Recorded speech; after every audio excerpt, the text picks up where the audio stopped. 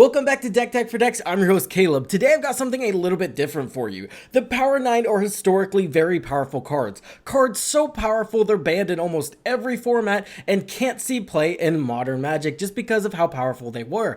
Which is kind of crazy to say whenever we talk about power creep, how there's cards that were released a long time ago on the reserve list that are so broken we can't play. But to be fair, one of them's 2 mana and just says take an extra turn. So it's not hard to see why that's just not okay to play here. Same with Black Lotus, right? That would just go in every single deck. So I thought it'd be kind of cool to look at today's green Magic cards that see a ton of play in EDH and talk about what specifically the green Power 9 are for Commander players. So if that sounds like something you want to get into, we're going to get right into it after you guys click on all of those links in the description down below. You can get a free $15 whenever you click on that whatnot link, 10% off all of your Sylvan Library proxies whenever you click on the link or use code DT for D. And last but not least, if you guys would like, comment and subscribe, I would really appreciate it. I know it's annoying to ask, but it really does help the channel, so I do appreciate everybody that does that.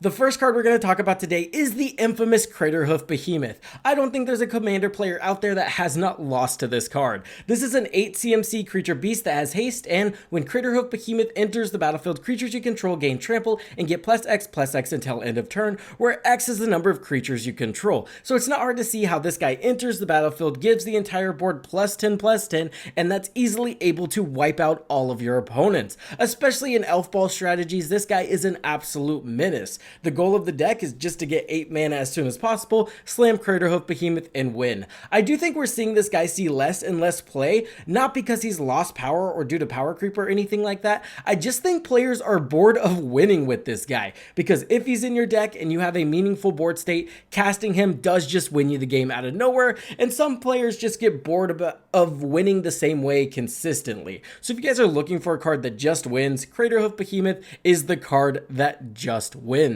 Next up, we have Svala, Heart of the Wilds. This is a 3 CMC Elf Scout that says whenever another creature enters the battlefield, its controller may draw a card if its power is greater than each other creature on the battlefield. Then it has an ability to pay 1 green, and you can tap to add X mana of any combination of colors, where X is the greatest power among creatures you control. This card is absolutely insane. Not only is it insane in its own Commander deck because it's legendary, it's also just insane for any other deck that plays big creatures. Svala even sees CEDH play, she's so powerful. The fact that you can tap her to add any combination of colors to your mana pool is actually one of the most powerful parts of this card. She can add Wooburg for your Sisay decks, she can even add enough red for your aggravated assault combo pieces. Again, putting her in a deck is just going to up the power level, and then you actually have to look into the deck and see how many cards she combos with to see if one of the cards just accidentally goes infinite with her, because there is a lot of them out there. And even if you're not going infinite, just having a 5/5 on the battlefield and tapping her for 5 mana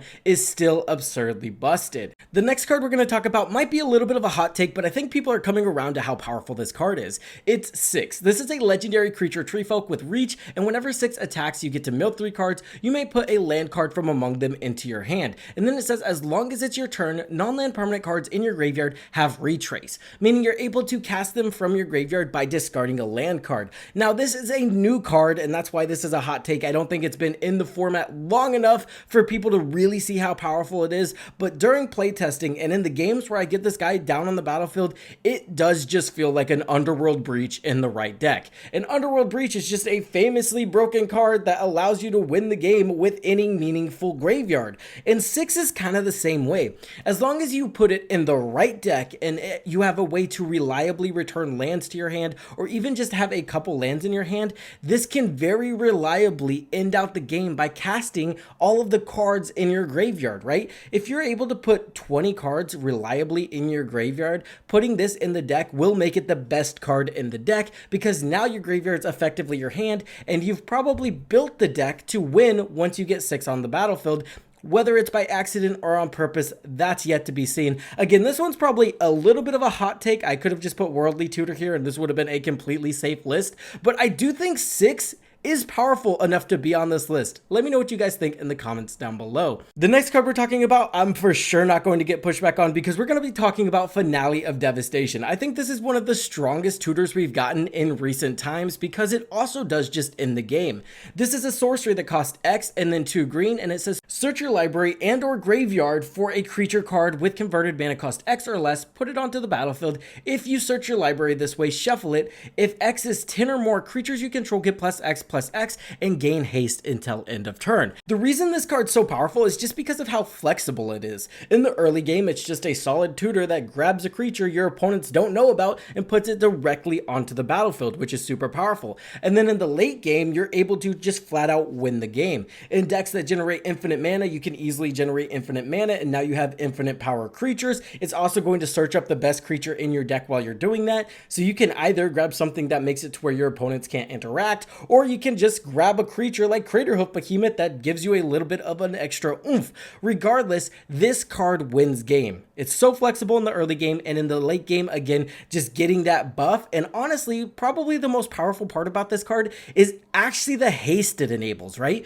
Because now your creatures are able to attack immediately, and in green, sometimes you need that extra turn to just pass with a massive board state, and then you just have to pray that they don't board wipe. Well, this card gets rid of that, right? Because now your massive board state of creatures has haste, and they're actually buffed up. So in green, it's amazing, and even in decks that, you know, are more than green, I think they're running this just because of how, again, flexible and powerful it is. The next card we're talking about is another tutor, but this one has a little bit of a gimmick to it that makes it extremely powerful, plus it's at instant speed. This is Court of Calling. It costs X and then 3 green, and then it has Convoke also. Convoke allows you to tap your creatures to help pay for the spell, which is what adds to its power. Additionally, the ability allows you to search your library for a creature card with mana value X or less and put it onto the battlefield.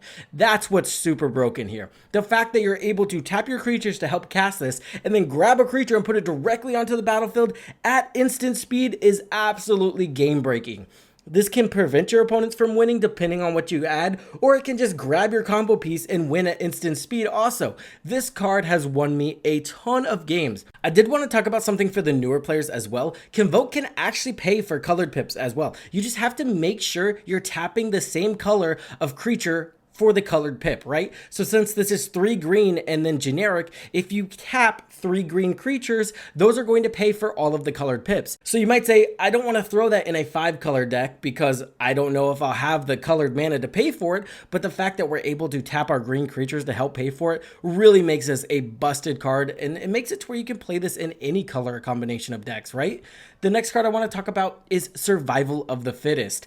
This has historically been a pretty expensive card to get a hold of, and it's because of how powerful it is. This is a 2 CMC enchantment where you pay 1 green to discard a creature card and search your library for a creature card, reveal that card and put it into your hand, then shuffle. This is an incredibly powerful effect, especially in reanimator decks that don't care about discarding creatures, but really just any creature deck where you're trying to find a specific piece of creature. You can just discard a creature you don't need, like a mana dork, find your game ender, and then cast it. Again, this tutor is so flexible because of what it does and how long it just sticks on the battlefield, right? Enchantment removal is not that vast, right? That's what people carry the least of in my experience. So the fact that this just kind of sits on the battlefield and does its broken thing turn after turn after turn, if it's left on the battlefield, you just do end up winning the game because of the value it's providing. And again, you're just finding the best creature in every scenario. That's going to win you the game, especially in a combo-based strategy. You just find the 2 creatures that combo off, and then you're off to the races and you've won the game.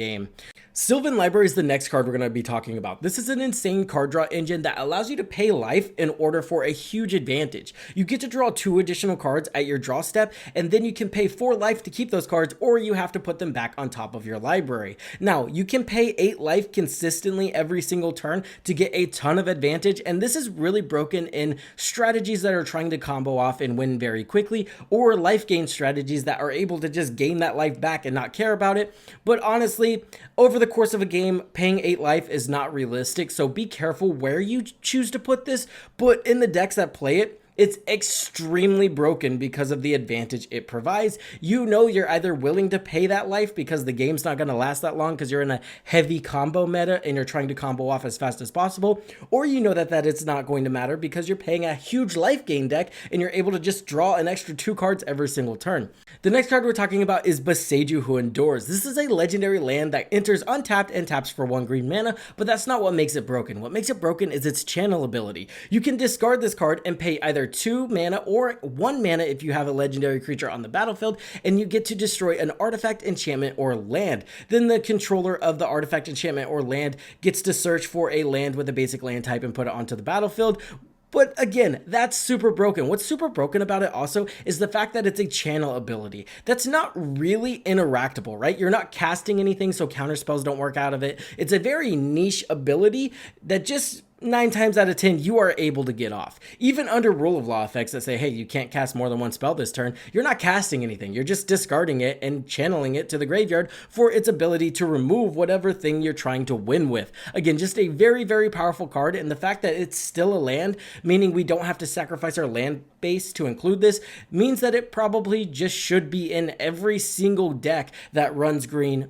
Again, if you're trying to min-max. The last card, I'm sure you guys all guessed it, it's also a land. It is Gaias Cradle. You tap it and add green equal to the amount of creatures you control. I don't think I have to spend much time on this card explaining why that's absolutely broken, but that's absolutely broken. You got 10 creatures, you tap 1 land for 10 mana. It's an insane ritual, and you can untap it. It goes infinite with a plethora of things, and again, you don't get punished very much because it's also just a land. The most punishing part about Gaias Cradle is if you play it turn 1 and you have no creatures on the battlefield. But just don't do that, guys. That's not how you're trying to do that, right? So again, I hope you guys enjoyed. I think I'm going to do all 5 colors and maybe even artifacts. Let me know what you think about that in the comments down below, and I'll see you guys in the next one.